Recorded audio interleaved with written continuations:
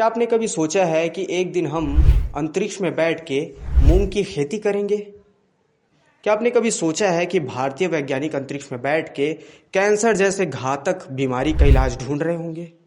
अगर आपने अभी तक ऐसा नहीं सोचा है तो जरा सोच लीजिए, क्योंकि ये जो बातें हैं वो अब कल्पनाओं में नहीं बल्कि हकीकत में होने जा रही है।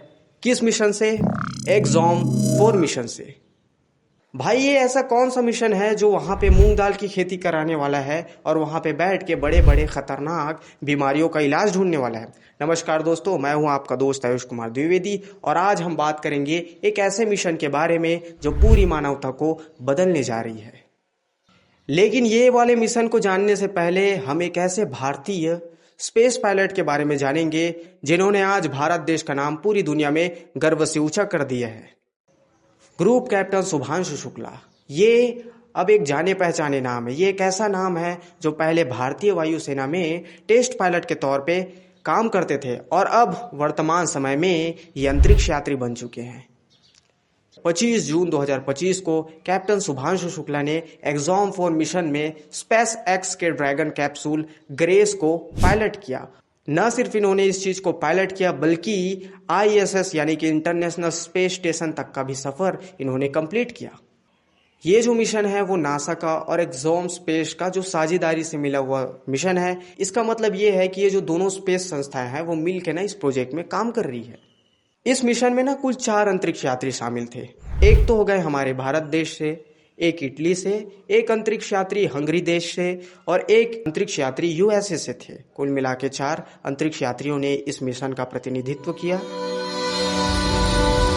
भाग 2, अंतरिक्ष में भारत के प्रयोग। इस मिशन का असली उद्देश्य सिर्फ अंतरिक्ष तक उड़ान भरना नहीं था, बल्कि था विज्ञान को नई ऊंचाइयों तक ले जाना। जो शुभांशु शुक्ला जी थे वो भारत की ओर से ISS में 7 महत्वपूर्ण प्रयोग किए थे। ये 7 ऐसे महत्वपूर्ण प्रयोग थे जो पूरी दुनिया को बदल देने वाले हैं।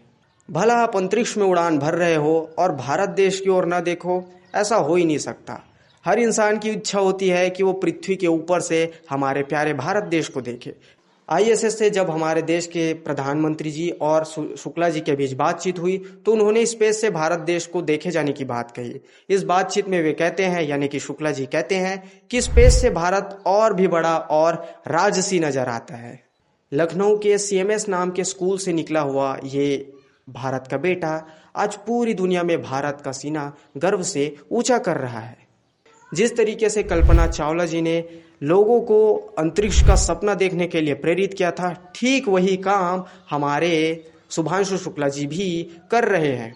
और इस मिशन ने हमारे देश के लाखों लोगों को, लाखों बच्चों को अंतरिक्ष में जाने का सपना देखने के लिए प्रेरित किया है। ये जो प्रोजेक्ट था वो न सिर्फ इंटरनेशनली फायदेमंद रहेगा बल्कि भारत का जो अंतरिक्ष अपकमिंग प्रोजेक्ट है गगनयान, उसकी भी नींव रख रहा है। किस तरीके से, चलिए जानते हैं।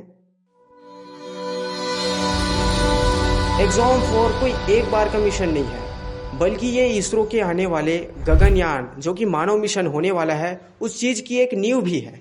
ये जो अनुभव है वो हमारे अंतरिक्ष यात्रियों के प्रशिक्षण के लिए, साथ ही साथ उनकी सुरक्षा और भविष्य की अंतरिक्ष की उड़ानों के लिए बेहद जरूरी है। जो गगनयान वाला मिशन है वो 2025-26 तक पूरा होने की संभावना है और इस चीज के लिए जो एक्सॉम 4 मिशन है वो बेहद जरूरी है, क्योंकि ये हमारे अपकमिंग मिशन के लिए एक नींव की तरह काम करेगा। भारत देश सिर्फ अब एक ऐसा देश नहीं है जो रॉकेट्स को अंतरिक्ष तक भेजता है।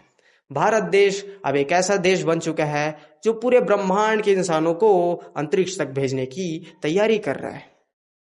इन सारी चीजों को देख के ये बात तो प्रूफ हो जाता है कि जो भारत देश का जो स्पेस का जो मिशन है और जो भारत देश का स्पेस संबंधी जो प्रोग्राम का फ्यूचर है वो बहुत उज्जवल होने वाला है दोस्त। इन सारे मिशंस को और ये आने वाली योजनाओं को देख के ये साफ पता चलता है कि भारत देश आने वाले समय में स्पेस पावर बनने की पूरी तैयारी में है। शुभांशु शुक्ला जी की जो उड़ान है वो एक संदेश है कि हम सिर्फ अंतरिक्ष में मौजूद नहीं हैं, हम वहां विज्ञान भी रच रहे हैं। हम वहाँ ऐसे ऐसे काम कर रहे हैं जो विज्ञान की दिशा में नई नई योजनाओं को, नई नई तकनीकों को विकसित करके मानव जीवन को आसान बनाने वाले हैं। मूंग हो गया, अलगी हो गया, माइक्रोब्स हो गए, मांसपेशियां, सब कुछ अब ब्रह्मांड की ना प्रयोगशालाओं में है। वो सिर्फ इंडिया की या किसी और देश में बैठ के लैब में काम करने वाली चीज़ें नहीं रह जाएगी। वो अब स्पेस में कहीं भी हो सकती है। जो रिसर्च होंगे उसका जो दायरा होगा वो फैलता जाएगा मेरे भाई, वो सीमित नहीं रहेगा। और भारत भी ऐसे देशों का नेतृत्व करने जा रहा है। अगर आपको भारत देश के इस बेटे के ऐतिहासिक कदम पर गर्व है तो यार ये वीडियो को शेयर करो, चैनल को लाइक शेयर सब्सक्राइब करो। हम नेक्स्ट वीडियो में भी ऐसी ही मजेदार जानकारी आपके लिए इकट्ठा करेंगे। तब तक के लिए देखते रहिए आयुष द्विवेदी को। बहुत बहुत धन्यवाद।